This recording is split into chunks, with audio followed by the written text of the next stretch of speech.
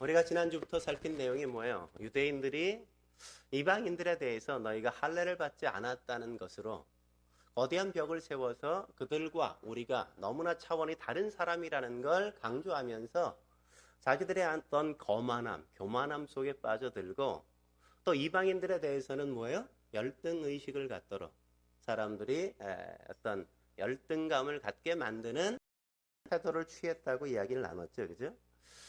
그 유대인과 이방인들, 유대인들이 만들어 놓은 거대한 할례라는 거대한 벽이 얼마나 거대했으면 그건 감히 넘을 수 없는 사람들에게 감히 다가갈 수 없는 그런 환경과 여건을 만들었단 말이죠. 에베소 교회 성도들은 사실 이방인들이었어요. 우리처럼 다. 그러니까 그들도 유대인이 아니었던 것처럼 우리도 유대인이 아니잖아요. 그러니까 에베소 교회 성도들이 이방인인 것처럼 우리들도 똑같이 이방인이란 말이죠. 구약적인 의미에서 보면 우리는 선민이 아니란 말이죠.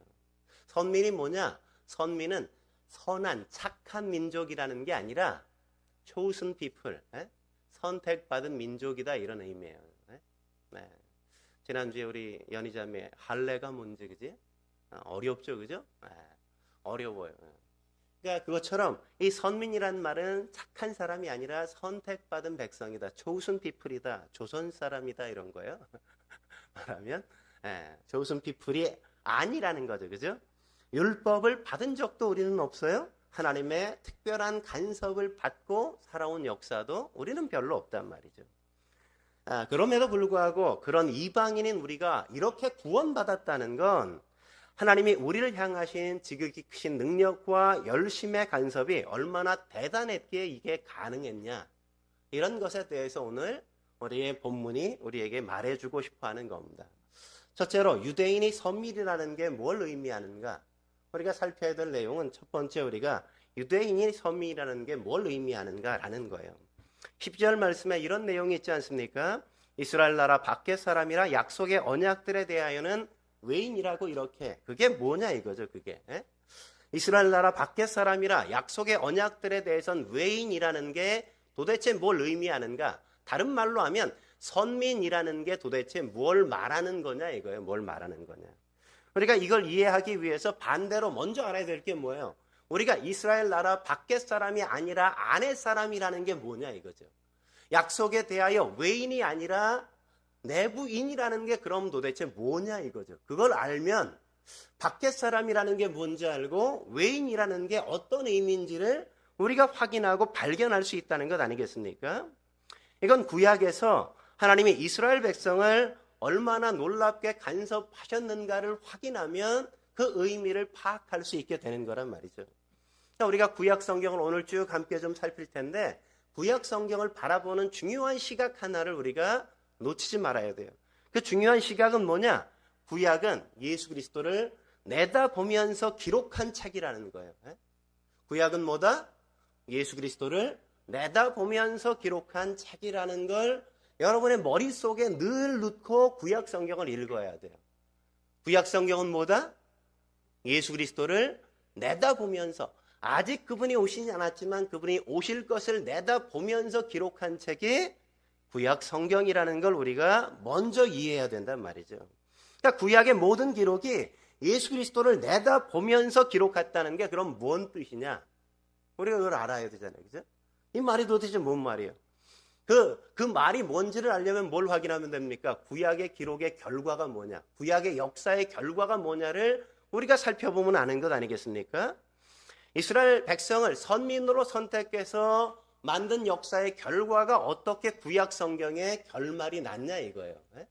그걸 보면 알 수 있는 거잖아요. 구약의 결론이 뭡니까? 와, 어떻게 해도 이스라엘 백성들은 안 되잖아.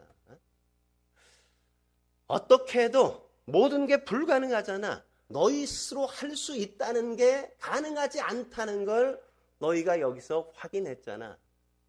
너희는 인간은 스스로 할 수 있는 존재가 아니야. 대속주가 필요해라는 걸 구약 성경의 결론이 맺고 있는 거란 말이죠. 구약은 인간에게 반드시 예수 그리스도가 필요하단 말이죠. 우리 스스로 우리를 구원할 수 있는 데는 가능하지 않다는 걸 보여주기 위해 기록한 책이 바로 구약 성경이에요. 그걸 보여주기 위해서 이스라엘을 특별히 선택해서 그들을 통해서 증명해 내셔서 우리에게 확인시켜 주는 게 바로 구약 성경이란 말이죠. 이걸 이해하는 게 왜 그렇게 중요한가? 그건 구약이 예수 그리스도를 내다보고 쓴 책이 아니라고 잘못 이해하면 우리 역시도 신앙을 바르게 할 수 없기 때문에 그런 겁니다. 이스라엘처럼 몽땅 우리도 구원을 잘못 오해해서 우리가 신앙의 바른 길을 걷지 못하기 때문에 그런 거예요. 그래서 우리가 첫 번째 살필 게 뭡니까? 이스라엘 백성이 선민이라는 것에 대해 뭘 그럼 오해했냐 이거죠. 이스라엘 백성이 도대체 뭘 오해한 거냐 이거죠. 하나님이 우리를 특별히 선택하셨고, 그들이 오해한 건 뭐냐?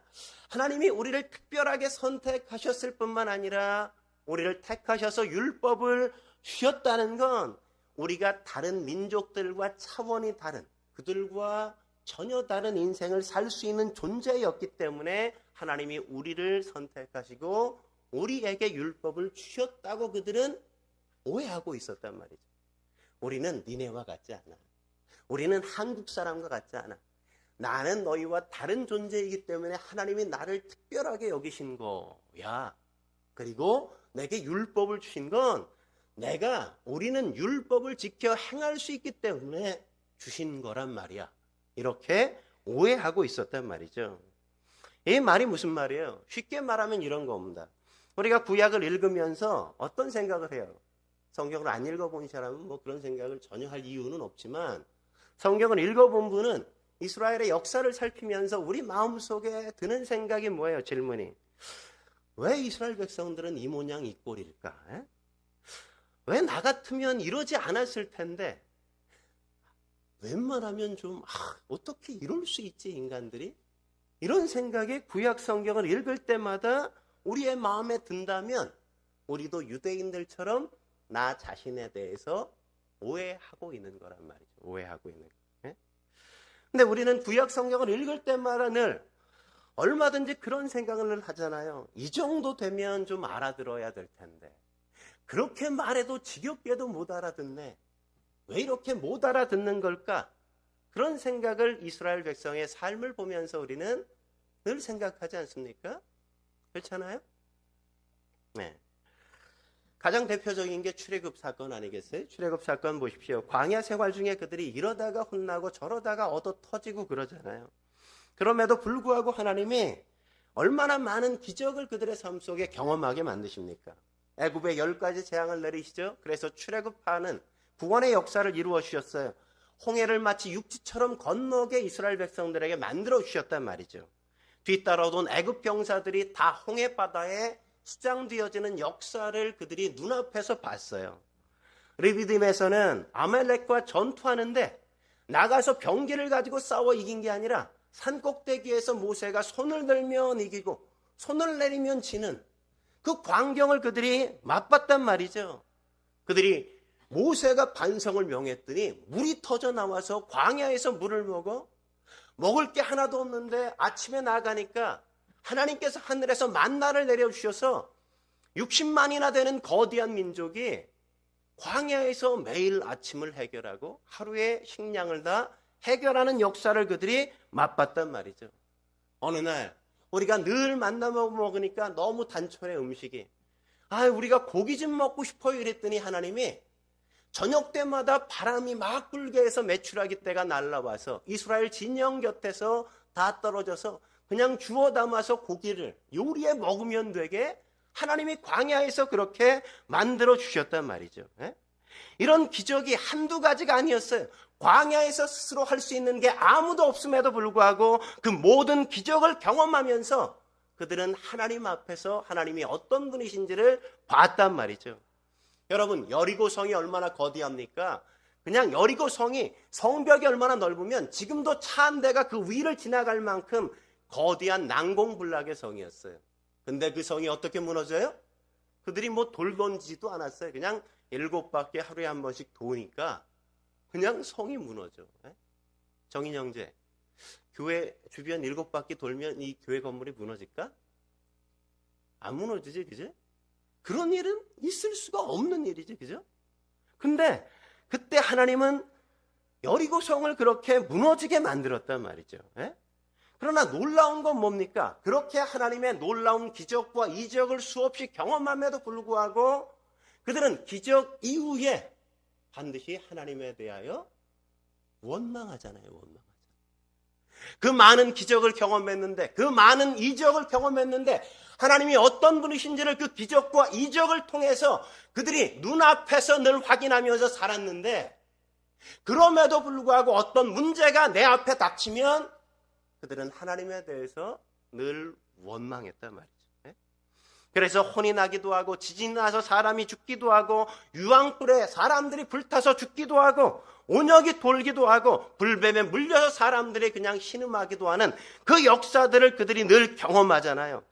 그래서 하나님 앞에 회개할 땐 하나님께서 은혜를 베풀어 주셔서 그들을 다시금 치유하시고 회복시켜 주시는 걸 그들이 맛보지 않습니까? 그렇게 기적을 경험하고도 원망하고, 기적을 또 경험했는데도 또다시 불평하는 게 이스라엘, 선민이라고 선택된 이스라엘 백성들이 구약 성경에서 했던 삶의 전부란 말이죠. 전부. 그것이 반복되어진 게 이스라엘의 역사라는 겁니다. 구약 성경이 얘기하는 게 뭐냐? 그렇게 하나님이 수없이 기적을 베푸시고 이적을 베푸셨음에도 불구하고 이스라엘 백성들은 언제나 늘 불평하고 원망하는 게 그들의 삶의 자리로 돌아간 현실이라는 걸 우리에게 보여주고 싶어 하는 거란 말이죠. 그러다 보니까 우리가 구약 성경을 늘 읽으면서 생각이 드는 게 뭐예요? 아니, 이스라엘 백성들은 도대체 어떤 인간이길래 이렇게 밖에 할 수 없는가? 유대인들이 참 나보다도 못하네. 내가 했다면 훨씬 더 나았을 것 같다, 이런 생각을 우리가 할 때가 있단 말이죠. 그러나 그렇게 결론을 내리는 건 뭐예요? 하나님이 우리에게 구약을 주신 목적을 잘 이해하지 못하는 거란 말이죠. 구약 성경은 하나님이 이스라엘 백성을 따로 선택해 선민이라고 부르시는 장면을 이렇게 그리고 있어요. 예레미야 7장 23절 같이 읽어볼까요? 7장 23절 읽겠습니다. 시작. 나는 너희 하나님이 되겠고 너희는 내 백성이 되리라. 하나님이 이스라엘을 딱 불러서 너희는 내 백성이 되겠고 나는 너희 하나님이 되겠다, 이렇게 말씀하셨어요. 좀 더 깊게 아모스 3장 2절은 우리에게 굉장히 이렇게 뭐랄까 사모되게 질투심을 느끼게 이렇게 얘기하는 걸 우리가 확인하죠. 같이 한번 읽어볼까요? 시작. 내가 땅의 모든 족속 가운데 너희만 알았나니. 여러분, 질투심이 팍 느껴지지 않아요? 야, 이스라엘만 알았대. 예? 정인 형제가 딱 난 연희자매밖에 몰라. 이렇게 얘기하는 거란 말이죠. 나는 너밖에 없어. 이런 것과 똑같은 어감으로 지금 하나님이 난 이스라엘만 알았어. 이 말은 하나님이 다른 민족을 다 모른다는 거예요? 그 말이 아니에요. 정인 형제가 난 연희밖에 없어, 이 말은 연희밖에 세상에 존재하지 않는다는 게 아니라 세상에 연희 말고도 수많은 여자가 있음에도 불구하고 나의 마음과 나의 감정과 나의 관심과 내 유일한 목적은 나의 삶이 다 연희 자매에게 맞춰져 있다, 이런 얘기란 말이죠. 그러니까 좀 이해가 되죠? 그런 얘기에 지금 얘기하고 싶은 게, 우리가 그렇잖아요. 자식을 낳을 때 다른 자식들이 많아요. 아이들이 많이 있지만 그러나 나는 내 아이에 대한 애정을 다른 아이와 동일하게 가질 수 없어요. 그죠? 우리 효진이 어머니 봐요. 효진이가 있는데도 재영이 옆에만 딱 앉아 있는 거, 그죠? 아직도 전통적인 가부장적인 사회 속의 어머니셔. 딸과 늘 함께 사는데 아들과 딸. 내 아들이라는 이 아들, 내 아들과 남의 아들은 다르잖아요. 하나님께서 말씀하시는 게 뭐예요? 다른 민족에 대해서 내가 모른다, 애정이 없다는 게 아니라 다른 민족과 비교할 수 없는 애정과 관심과 배려와 간섭을 나는 이스라엘 백성에 대해서 그렇게 붙고 있다는 걸 이야기하고 있는 거란 말이죠. 그건 얼마나 큰 은혜예요. 이스라엘 백성이 가진, 선민으로서 가진 특권이란 말이죠. 그런 것들은. 근데 하지만 우리가 오해하지 말아야 될 게, 지금 여러분이 오해하지 말아야 될 제일 중요한 부분이에요. 오해하지 말아야 될 게 뭐예요? 그렇다고 해서 하나님이 이스라엘 백성을 선택하고 간섭했다고 해서 그 결과 그들이 나은 존재가 된다는 건 아니란 말이야. 하나님이 유대인을 선택하신 이유는 유대인이 다른 민족들보다 훨씬 더 나았기 때문에 선택한 것도 아니란 말이야. 아니, 다른 민족과 유대인들도 다 똑같은데 하나님이 선택해서 간섭하시니까 앞으로 유대인은 훨씬 더 다른 민족보다 나아질 거라는 것도 아니란 말이야. 굉장히 어렵죠, 그죠? 굉장히 어려워요. 네. 우리가 구약을 읽으면서 얼마나 당연히 유대인과 우리가 똑같은 마음을 갖는지 우리는 생각해야 돼요. 우리가 만일 이스라엘 백성으로 태어났다면 여러분은 이스라엘 백성처럼 안 할 거라고 생각하십니까? 아니요. 똑같을 거라고요. 예수님이 오면 예수님을 믿지 않을 거라고요. 예수님을 유대인처럼 십자가에 못 박고 말 거란 말이에요. 그게 유대인이 선민이라는 걸 의미하는 건 아니란 말이죠. 그러나 그럼에도 불구하고 우리가 분명히 기억해야 될 사실은 뭡니까? 우리가 이스라엘 나라 밖의 사람이라면 유대인은 이스라엘 나라 안의 사람이요. 우리가 약속에 대하여는 외인인 반면에 그들은 이스라엘의 언약들에 대해서 내부 일하는 사실을 우리가 알아야 된단 말이죠. 하나님이 왜 그들을 특별하게 선택해서 난 너희만 알았다 하시면서 언약을 주셨는가? 그것을 우리가 추적하지 않으면 밖에 있는 그 언약의 대상이 되지 못한 우리의 삶의 정체성에 대해서도 제대로 이해할 수 없기 때문에 그들이 왜 선민인가에 대해서 우리가 지금 살피고 있다는 겁니다. 그래서 지금 그 이야기를 하는 거예요. 그럼 이스라엘 백성이 선민이라는 것에 대한 진정한 의미는 뭐냐, 진실은 뭐냐 이거예요. 여러분, 이젠 지금까지 열거한 내용들을 예수 그리스도를 내다보는 시선에서 여러분이 다시 한번 좀 살펴봐야 돼요.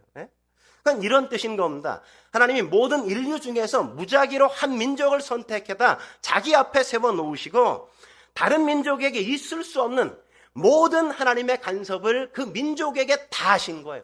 관심을 갖고 사랑을 베풀고 그들을 그냥 얼르고 달래면서 그들을 향한 애정을 다 쏟아 부으셨다는 거죠. 그래서 하나님이 어떻게 하셨습니까? 불 가운데서 그들에게 말씀하시고 그들이 뭘 기도하기만 하면 하나님이 응답하시는 역사가 즉각적으로 있지 않았습니까? 여러분 다윗의 이야기를 살펴보세요. 열왕기 상하, 사무엘 상하 읽어보면 다윗이 그냥 기도만 하면 바로 응답하시는 걸 우리가 보잖아요. 다윗이 뭐라 그럽니까? 하나님, 우리가 블레셋과 나가 싸우리까 말리까 막 이러면 하나님이 금방 나가 싸우라 이렇게 말씀하시잖아요. 응? 곧바로 응답하신다고요. 그러면 누가 먼저 나가 싸우리까 이러면 그들이 뭐라 그래요? 하나님이 찬양팀부터 나가 싸우라. 찬양팀 가운데 용선 형제가 리더니까 용선 형제가 맨 앞에 나가서 싸우라. 용선 형제가 믿음이 좋으니까 용선 형제가 앞에 있으면 내가 싹 묵사발 만들어 버릴 거야. 하나님이 이렇게까지 말씀하시고 그들의 기도에 성실하게 응답하셨단 말이에요. 그래서 구약을 보면서 우리가 늘 부러운 게 뭐예요? 야, 저들처럼 우리에게 하나님이 응답하시면 얼마나 좋을까? 우리가 뭔가 기도하면 그냥 즉각적으로 우리 가운데 응답해 주시면 너무 좋겠다. 그런 생각을 우리가 늘 하지 않습니까? 왜 그런 생각하는 거예요? 요새는 그렇게 우리가 기도해도 잘 응답이 그때처럼 많지 않기 때문에 그런 생각을 갖는단 말이죠. 제가 하나님 앞에 교회를 개척할 때 주여, 저희 집에서 제가 아침에 일어나 주여 교회 개척을 어디다 하오리까 이렇게 기도했더니 기도하다가 딱 눈을 떴더니 동쪽에서 막 해가 밝게 뜨고 있어요. 그래서 창가로 막 나가봤더니 천이 하나 이렇게 개천이 흐르고 있어요. 동쪽에 동천동? 이렇게 하나님이 우리에게 응답하신다면 얼마나 좋아요, 그죠? 지금도 어디다 교회 개척해야지? 동천동, 동쪽에 뜨는 곳, 개천이 흐르니까 동천동이네. 이렇게 응답하시면 우리가 뭘 걱정하고 뭘 염려하고 아무런 문제가 없이 우리가 살 것 같지 않습니까? 근데 이상하게 오늘날은 그렇게 하나님이 말씀하시지 잘 않는다는 거죠. 그죠? 그래서 우리가 늘 아쉽잖아요. 예? 아쉬워. 근데 왜 이스라엘 백성에겐 오늘날 우리에겐 하지 않았는데 하나님이 이스라엘 백성에겐 그 일을 해 주셨냐 이거예요. 왜 해 주셨냐? 예? 왜 해 주셨을까요? 재미있는 건 왜 해 주셨어요? 그들에게 그걸 허락했어도 그래도 이스라엘 백성은 나에게 항복하지 않고 살아가더라라는 걸 우리에게 샘플로 보여주기 위해서 해주셨단 말이죠. 우리는 뭐라 그래요? 우리에게 그렇게 해주면 우리는 당연히 하나님 앞에 항복하고 하나님의 하나님 되심을 인정하고 살 거예요. 이렇게 말하지만 하나님은 뭐라고요? 웃기지 마. 봤잖아. 이스라엘도 그들도 하지 않았다는 거 알지 않니? 예? 내가 너희에게 그렇게 다 해줘도 너희는 내게 항복하지 않아. 그걸 얘기하고 싶은 거예요. 예? 그렇게 해서 사람은 결코 바뀌지 않는다는 거예요. 않는다는 거. 오죽 하나님의 간섭을 많이 하셨습니까? 구약의 이스라엘 민족을 간섭하실 때 얼마나 간섭하셨는지 아세요? 예레미야서 31장 한번 가보세요. 예레미야 31장. 하나님이 얼마나 간섭하시고 집요하게 간섭하셨는지 31장 31절 32절에 이렇게 말씀해요. 천천히 한번 읽어보겠습니다. 시작. 여호와의 말씀이니라. 보라 날이 이르니 내가 이스라엘 집과 유다 집에 새 언약을 맺으리라. 이 언약은 내가 그들의 없어요?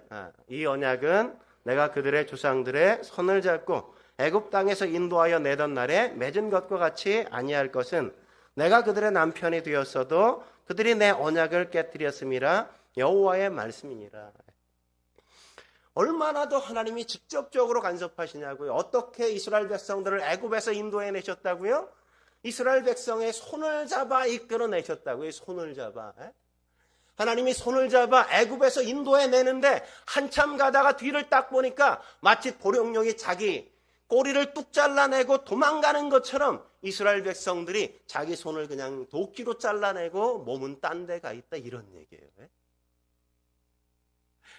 하나님이 얼마나 간섭하셨냐. 내가 그들의 남편이 되었다. 내가 그들을 아내로 삼아서 내가 더불어 날마다 살고 있는데, 내가 옆에 있는데도 불구하고 이 유대인이 자꾸만 딴 여자 쳐다보고 딴 남자 쳐다보고, 내가 옆에 있는데도 딴 남자와 함께 바람을 피우고 기웃거리고 딴 남자와의 로맨스를 생각하고 있다, 이거예요.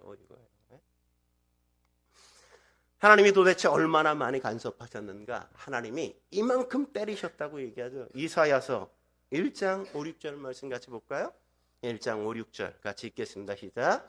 너희가 어찌하여 매를 더 맞으려고 패역을 거듭하느냐. 온 머리로 병들었고 온 마음인 피곤하였으며 발바닥에서 머리까지 성한 곳이 없이 상한 것과 터진 것과 새로 맞은 흔적뿐이거늘 그것을 짜며 싸매며 기름으로 부드럽게 함을 받지 못하였도다. 그러면 아이가 말을 안 들면 때리잖아요. 저는 정말 아이들 글쎄 때려본 기억이 거의 없어요. 거의 없어. 근데 하나님은 뭐라고 말씀하세요? 내가 너희를 얼마나 말을 안 들면 발바닥부터 정수리까지 때리고 다 때려서 더 이상 때릴 곳이 없어서 아물기도 전에 또 맞은 자리를 또 때려 터뜨려야 하는 일들을 이렇게 계속해서 때림에도 불구하고 너희는 어떻게 그렇게 돌이키지 않냐 이거예요. 돌이키지 않냐. 내게 돌아오라고, 나에게 나오라고, 내 앞에 서야 된다고, 나와 더불어 살자고 그렇게 얘기함에도 불구하고, 그래서 그렇게 때림에도 불구하고 너희는 내게서 그렇게 떠나가고 나를 찾지 않고 너희가 다른 것을 찾아가 그와 더불어 살고 있냐 이거죠. 사랑이 없으면 때릴 수가 없어요. 때릴 수가 없어요. 하나님처럼 사랑이 많으셔야만 이렇게 때릴 수 있는 거예요. 얼마나 많이 때렸냐? 하나님이 이런 적도 있어요. 너희가 회개하지 않으면, 너희가 돌아오지 않으면 너희가 너희 자녀를 잡아먹는 역사를 만들 거야. 정말 역사 속에 그런 역사가 있잖아요. 사마리아 성이 아람 군대에게 포위됐어요. 아람 군대가 쳐들어오는 걸 하나님이 그냥 내버려뒀어요. 아람 군대가 쳐들어와서 성을 다 포위했어요. 먹을 게 다 떨어졌어요. 마실 물이 다 떨어졌어요. 더 이상 먹을 게 없으니까 어느 날 왕 앞에 두 여자가 서로를 고발하러 찾아온 거예요. 한 여자가 이야기합니다. 무슨 일이냐? 왕이 물으니까 한 여자가 말하기를, 이 여자가 우리가 너무 배고프니까 오늘은 네 애를 잡아서 우리가 같이 먹고 내일은 내 아이를 잡아서 같이 먹자. 그래서 어제 내 아이를 잡아서 함께 나눠 먹었는데 오늘 네 아이를 같이 잡아서 나눠 먹자고 얘기하니까 얘가 자꾸 오리발을 내밀고 지혜는 안 잡더라. 그래서 왕 앞에 이걸 하소연하기 위해서 나왔단 말이에요. 예? 이런 일을 당한단 말이죠. 예? 어떻게 부모가 자식을 때려도 이만큼 때릴 수 있겠냔 말이죠. 이렇게 두들겨 패고 맞아도 돌이키지 않고 회개하지 않고 하나님 앞에 나오지 않은 게 누구라고요? 유대인이라고요. 선민이라고요. 이스라엘 백성은 그럼에도 불구하고 하나님 앞에 나오지 않고 하나님의 말씀을 들으려 하지 않았다는 겁니다. 그러나 하나님은 때리기만 한 건 아니죠. 하나님도 축복하셨단 말이에요. 젖과 꿀이 흐르는 땅을 하나님이 그냥 법궤를 앞서 세워서 가게 하면 그냥 무조건 그 땅을 점령하게 하시잖아요. 칼을 들고만 가면 그냥 그 땅이 다 점령되었어요. 다 승리했어요. 그래서 그 땅에서 그들은 그 모든 땅을 전쟁 한 번 제대로 하지 않고 가나안 땅을 다 차지하게도 만들어 주셨단 말이죠. 그들이 짓지 않는 집에서 그들이 살게 하셨고 그들이 심지 않은 나무의 열매들을 날마다 먹으면서 그들이 살게 하나님께서 얼마나 축복을 많이 해주셨습니까?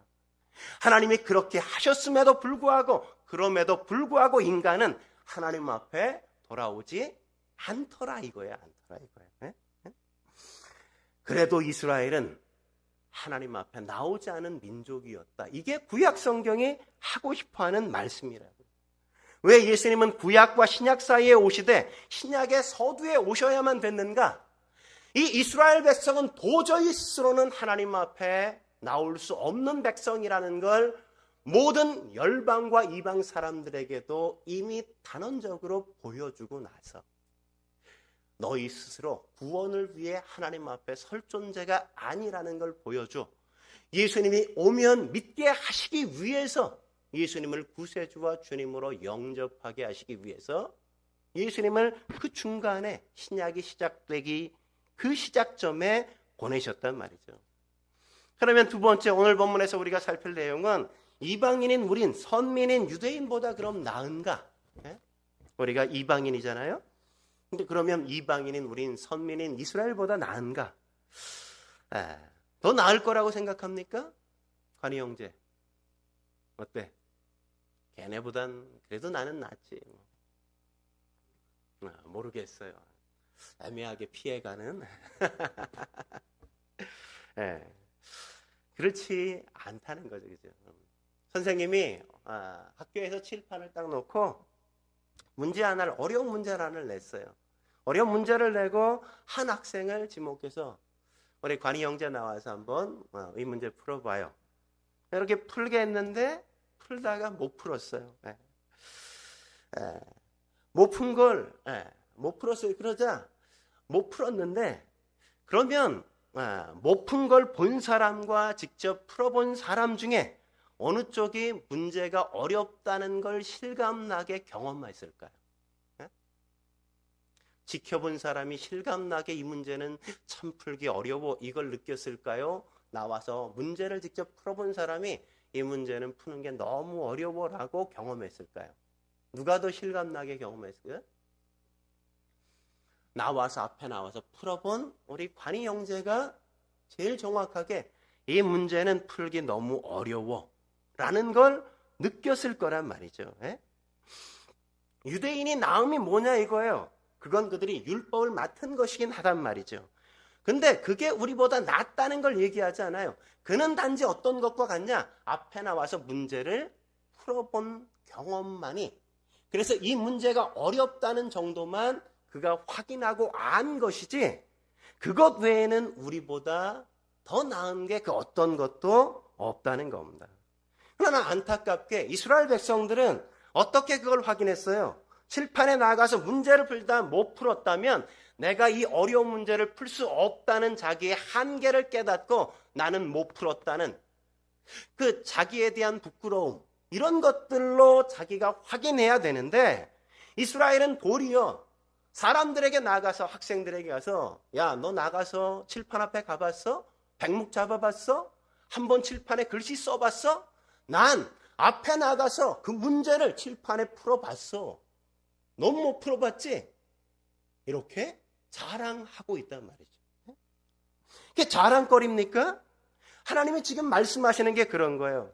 아니, 그렇게 직접 나가서 문제를 풀어 틀려놓고도 그 사람이 밖에 나와서 그 문제가 어렵다는 사실을 알지 못하고 내가 문제를 풀어봤다는 거로 자랑했다면 여기 앉아서 구경했던 병화 형제는 얼마나 더 그걸 제대로 실감나게 알지 못하겠냐 이거예요. 못하겠냐. 예? 성경적으로 말하면 우린 이스라엘 민족을 쳐다본 게 아니라 이스라엘 민족이 자기네끼리 하나님을 섬길 때, 하나님의 신을 섬긴다, 율법을 지킨다 이러고 있을 때 우리는 웃기고 있네 이러면서 뒤에서 따로 놀고 있었던 사람들이란 말이죠. 예? 하나님이 한 인간을 구원하시려고 이렇게까지 정성을 쏟고 애를 쏟았는데도 불구하고 그 인간이 이 모양 이 꼴이라면, 그렇지 않은 다른 사람은 얼마나 자신의 구원의 문제에 있어서 구원받기에 합당하지 않은 존재로 살아갈 수밖에 없냐, 이런 얘기를 지금 여기서 하는 겁니다. 이방인을 구원하는 건 유대인들보다 얼마나 더 많은 정성이 들어가야 되고 애정이 쏟아져야 되고 얼마나 더 큰 능력이 필요한 것인가를 여기에서 이방인들인 에베소 교회 성도들, 너희들이 구원받은 게 얼마나 큰 은혜요 놀라운 것인지 하나님의 크신 능력의 역사인지를 너희가 감격적으로 알라고 지금 여기서 말씀하고 계신다는 겁니다. 이 구원 문제에 있어서 우리 모두는 다 이방인이잖아요. 왜냐하면 누구도 우리가 구원받기 위해서 하나님, 나는 구원받을 수 있는 존재가 아닙니다. 나는 죄인입니다. 나를 좀 구원해 주세요. 이렇게 말하면서 하나님 앞에 구원을 요청한 사람이 아무도 없잖아요. 구원 문제에 있어서 오늘 본문이 우리에게 꼬집고 싶은 건 이거예요. 이스라엘 나라 밖에 있었고 약속의 언약들에 대해서는 외인이라는 말을 왜 하냐? 하나님이 우리를 구원하시기 위하여 기꺼이 우리에게 관심을 갖고 찾아오시지 않으면 우리는 결코 구원에 대해서 아무런 관심을 가질 수 있는 존재가 아니라는 사실을 이해해 주고 싶은 거란 말이죠. 예? 여러분, 한 사람에게 사랑에 관심을 갖고 그 사람이 구원받게 하는 데 있어 가장 큰 장애가 뭡니까? 그 사람이 그것에 대해서 관심이 없는 것 아니에요? 내가 구원해 받아야 된다고 이야기하는데 별로 관심이 없어. 관심이 없는 사람보다 더 힘든 사람은 세상에 어디에도 없잖아요. 예? 하나님이 우리를 어디에 있을 때 잡아다가 여기에 앉혔는가를 우리로 알라 이거죠. 우리가 하나님에 대해서 아무런 관심이 없을 때, 딴 데 나가서 놀고 있을 때, 딴청을 피울 때 하나님은 그런 우리를 잡아다가 설득해서 구원시켜 하나님 앞에 세워놓은 하나님의 그 열심과 노력과 그 능력을 우리는 여기서 알 필요가 있다고 바울은 이렇게 이야기하고 있는 겁니다. 모든 성도의 질병은 뭡니까? 신앙생활하다가 좌절하는 거죠. 이래도 하나님이 날 사랑하실까? 내가 이렇게 못 사는데도, 이렇게 죄를 짓는데도 하나님이 날 사랑하실 수 있을까? 그건 뭘 말하는 거예요? 나는 병들지 않고 하나님에 대한 감각이 있다는 거죠. 감각이 있다. 그 사람은 그냥 구원받은 사람이에요. 왜냐하면 자기가 죄인이라는 사실을 의식하고 하나님 앞에 그의 마음을 내려놓으니까. 근데 오늘 본문은 뭘 말하고 싶어 하는 겁니까? 그 반응을 할 수 없었을 때 그때에 우리는 어떤 존재였는가를 이야기하고 있단 말이죠. 그게 성경이 오늘 우리에게 확인시켜 주고 싶어 하는 거예요. 여러분, 베드로전서 2장으로 한번 가볼까요? 베드로전서 2장 1절부터 5절까지의 말씀 같이 한번 읽어보도록 하죠. 1절부터 5절까지 같이 읽겠습니다. 시작. 그러므로 모든 악독과 모든 기만과 외식과 시기와 모든 비방하는 말을 버리고 갓난 아이들 같이 순전하고 신령한 젖을 사모하라. 이는 그로 말미암아 너희로 구원에 이르도록 자라게 하려 함이라. 너희가 주의 인자하심을 맛보았으면 그리하라. 사람에게는 버림바 되었으나 하나님께서는 택하심을 입은 보배로운 산돌이신 예수께 나아가 너희도 산돌같이 신령한 집으로 세워지고 예수 그리스도로 말미암아 하나님이 기쁘게 받으실 신령한 제사를 드릴 거룩한 제사장이 될지니라. 뭐라고 말하는 겁니까? 너희가 구원을 받았다면 너희가 거룩한 제사장처럼 자라가야 되는 게 아니냐, 이렇게 말하고 있는 거죠. 3절에 뭐라고 말씀하고 있어요? 너희가 주의 인자하심을 맛보았으면.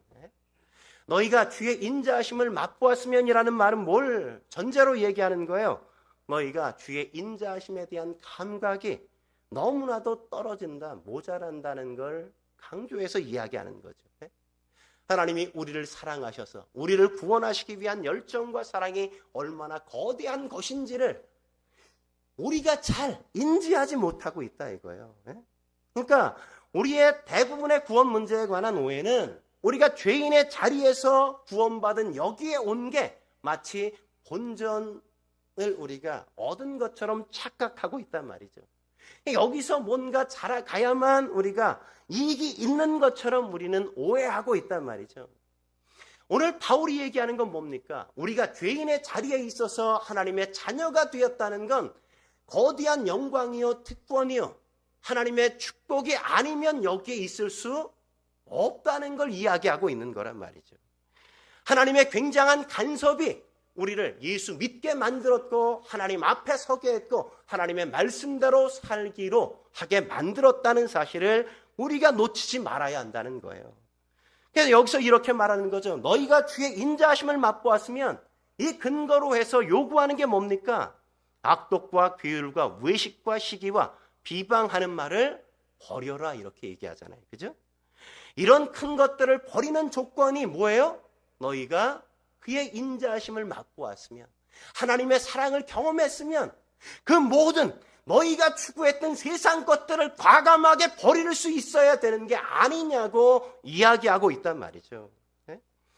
우리가 우리의 자녀들을 키울 때 제일 서운할 때, 제일 당혹스러울 때가 뭡니까? 나는 어쩌다가 이런 부모를 만났나? 뭐 이런 얘기하면 얼마나 당혹스러워요. 그죠? 근데 고아들은 뭐라 그럽니까? 때때로 우리의 자녀들은 우리에 대해서 불평하고 원망할 때가 참 많이 있는데 고아들은 뭐라 그래요? 내게 부모만 있으면 얼마나 좋을까? 네? 날 낳아준 부모님이 있으면 얼마나 좋을까? 그렇게 이야기하잖아요. 근데 부모가 있는 이 자식은 뭐라 그래? 내가 어쩌다 이런 부모 밑에 태어나서 뭐 이런 소리를 한다고요. 근데 그 이야기는 차원이 다른 거잖아요. 차원이 다른 거예요. 네? 하늘과 땅의 차이란 말이죠. 우린 말하자면 당연히 내가 부모님을 가진 것에 대해서 우리가 당연시하는 것처럼 하나님 아버지가 우리의 아버지라는 걸 너무 당연시하고 있단 말이죠. 에베소 2장 12절에서 짚고 넘어가야 되고 뚫고 넘어가야 될 사실은 이스라엘 백성이 앞에 나와서 문제를 푸고 틀렸는데 그렇게 틀리고 있을 때 우린 틀린 정도가 아니라 구경한 것도 아니고 중계 방송을 본 것도 아니고 그때 교실 안에 있지도 않았고 교실이 있는 줄도 몰랐던 외인이요 소망이 없었고 하나님의 진노의 자녀에 불과했던 존재들이라고 이야기하는 거란 말이죠. 하나님이 한 학생을 고치는 정도가 아니라 교실에 있지도 않고 출석부에 있지도 않고 아직 동사무소에 호적 신고도 하지 않은 마치 허클베리 핀처럼 그냥 마구잡이로 살고 있는 그런 인생을 찾아가서 잡아다가 하나님의 백성이 되게 만들고 하나님의 자녀가 되게 만들고 하나님의 자녀답게 살도록 그를 다듬으시고 그를 고치시는 그 자리에 우리가 놓여있게 되었다는 사실을 우리가 여기서 확인해야 된단 말이죠. 우리에게 오늘 이 말씀을 하는 건 바로 그런 내용인 겁니다. 그래서 다시 우리가 베드로전서 2장 3절을 보세요. 뭐라고 얘기합니까? 너희가 주의 인자하심을 맛보았으면 그리하라. 그리고 뭘 얘기해요? 1절로 돌아가면 이렇게 얘기하죠. 그러므로 모든 악독과 모든 기만과 외식과 시기와 모든 비방하는 말을 버리고 갓난 아이를 같이 순전하고 신령한 젖을 사모하라. 우리가 주의 인자하심 사랑을 경험했으면 그게 가능하다는 거죠. 그리고 어떻게 하라고 얘기합니까? 4절 5절 말씀 같이 읽겠습니다. 시작. 사람에게는 버림받으였으나 하나님께는 택하심을 입은 보배로운 산돌이신 예수께 나아가 너희도 산돌같이 신령한 집으로 세워지고 예수 그리스도로 말미암아 하나님의 기쁘게 바실 신령한 제사를 드릴 거룩한 제사장이 될지니라. 그러니까 신령한 제사를 드릴 이 말씀이 9절 베드로전서 2장 9절에 이렇게 완성되는 걸 우리가 볼 수 있죠. 9절 같이 읽겠습니다. 시작. 그러나 너희는 택하신 족속이요 왕 같은 제사장들이요 거룩한 나라요 그의 소유된 백성이니 이는 너희를 어두운 데서 불러내어 그의 기이한 빛에 들어가게 하신 이의 아름다운 덕을 선전하게 하려 하심이라. 우리가 지금 부름받은 이 놀라운 위치, 우리가 이 위치에 있기 전에 그때 있었던 그 자리와 여기가 얼마나 거대한 간격이 있는 건지를 우리가 이해할 수 있어야 구원에 대한 감격과 기쁨이 있다고요. 내가 예수를 알지 못했을 때 내가 어떤 인생이었는지, 어떤 삶을 살았는지, 추구했던 삶이 어떤 것인지를 깊게 깨닫고 그 자리에서 내가 지금 하나님을 믿고 예수님 앞에 나와서 살아가는 이 삶이 얼마나 다른 자리인지 그 간격을 느낄 때, 확인하고 알 때 감격스럽게 그것만으로 하나님을 즐거워하고 기뻐하고 예배하고 하나님을 찬양하고 하나님이 섬기는 자리에 언제나 모든 것들을 다하여 드림에도 불구하고 언제나 넉넉하게 그분을 찬양하며 살아가는 거란 말이죠. 여러분, 자식이 부모님에게 해주는 가장 큰 효도의 말이 뭐겠습니까? 엄마, 날 낳아준 거 참 감사해요. 이 말 아니겠어요? 네? 만약 아들이 엄마, 좋은 가정교사, 좋은 과외교사 해주신 거 감사해요. 이러면 좀 서운하잖아요. 그죠? 얘가 벌써 계산적이네. 이런 생각을 우리가 확 한단 말이죠. 근데 딸이 딱 와가지고 엄마, 제가 있는 건 엄마가 날 낳아줬기 때문이에요. 내가 오늘 이렇게 있는 건 엄마 때문이에요. 엄마 정말 고마워요. 감사해요. 이거보다 더 큰 건 없단 말이죠. 하나님이 지금 뭘 요구하는 겁니까? 바로 그거예요. 우리의 인생 속에 가장 큰 게 뭐예요? 엄마가 나를 낳아주셔서 내 인생이 가능했던 것처럼 하나님이 우리를 구원해 주셔서 우리의 삶이 여기까지 지금도 가능하다는 사실을 우리가 확인하는 이 자리. 이 자리에 우리가 이 자리가 얼마나 대단한 자리인지를 우리가 확인하고 알아야 된단 말이죠. 그러므로 사랑하는 성도 여러분, 구원 얻는 것 하나로 여러분이 감사할 수 있어야 돼요. 내가 하나님을, 예수님을 믿는다는 것 하나만으로도 감격스러워 하실 수 있어야 된단 말이죠. 이 감격으로 평생을 우리가 살아갈 수 있어야 돼요. 내 인생에 살아가는 날 속에 어떤 인생의 어려움과 아픔이 찾아와도 그것이 나의 신앙과 나의 이 하나님에 대한 믿음을 흔들 수 없는 그 감격이 우리 안에 있어야 된단 말이죠. 여러분, 믿음의 선배들을 보세요.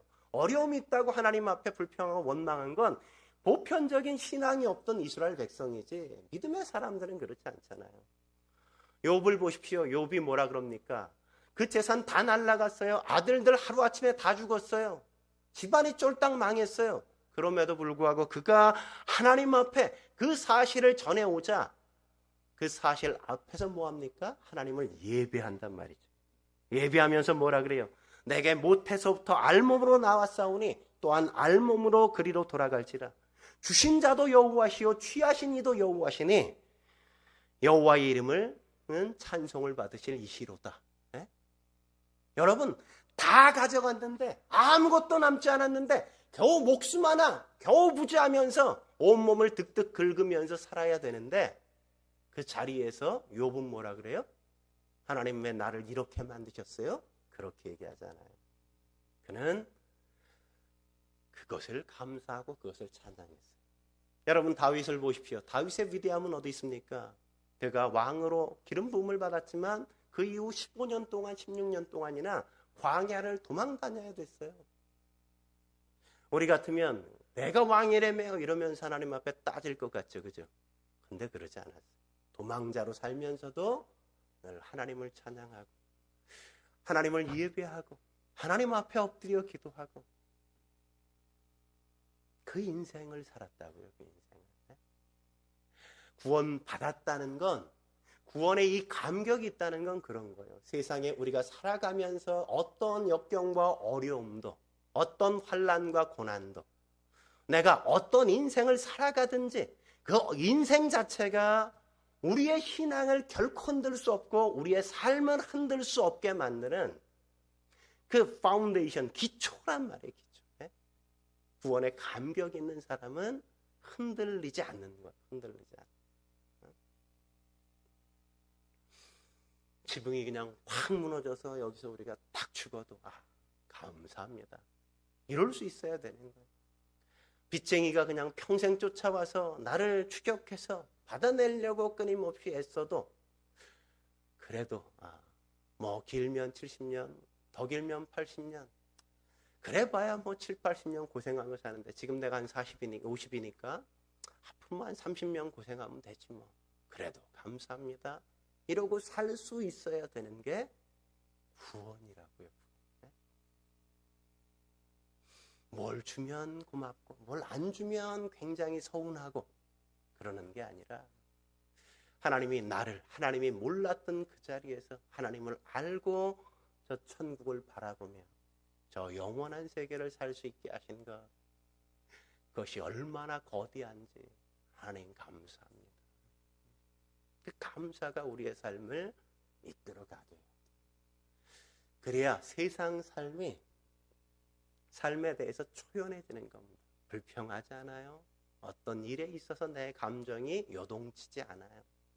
세상 앞에서도 당당하고 그냥 초연하게 세상 삶을 살아갈 수 있어요. 저는 여러분의 인생이 그랬으면 좋겠어요. 하나님이 날 구원하신 게 얼마나 거대한지 그걸 여러분이 깊이 깨닫고 알아서 여러분의 인생을 살아가면서 결코 세상이 흔들 수 없는 이 구원의 즐거움, 그것들을 여러분을 깊게 느끼고 하나님을 섬기며 기쁨으로 사실 수 있게 주의 이름으로 축원합니다. 함께 기도하시겠습니다.